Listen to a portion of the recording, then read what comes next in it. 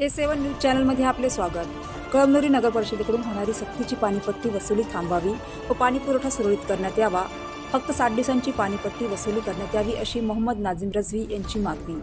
कळमनुरी नगर परिषदेचे मुख्य अधिकारी यांच्या नियोजनाअभावी दुर्लक्षामुळे कळमनुरी शहरातील जनतेला 15 दिवस पाणीपुरवठा होत नाही. यामुळे कळमनुरी शहरातील जनतेला मोठा त्रास सहन करावा लागत आहे. या सर्वस्वी जबाबदार नगर परिषदेचे मुख्य अधिकारी हेच असून ते मुख्यालयी राहत नाहीत.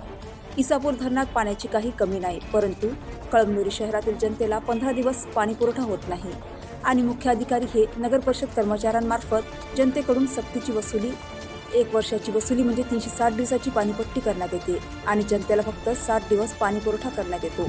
म्हणून कळमनुरी नगर परिषदेचे माजी उपनगराध्यक्ष मोहम्मद नाझीम रझवी यांनी राज्य शासनाकडे मागणी केली आहे की नगर परिषदमार्फत कळमनुरी शहरातील जनतेकडून फक्त 60 दिवसांची पाणीपट्टी वसूल करण्यात यावी अशी मागणी मोहम्मद नाझीम रझवी यांनी राज्य शासनाकडे केली आहे. A7 न्यूज चॅनलसाठी अनिस अहमद, हिंगोली.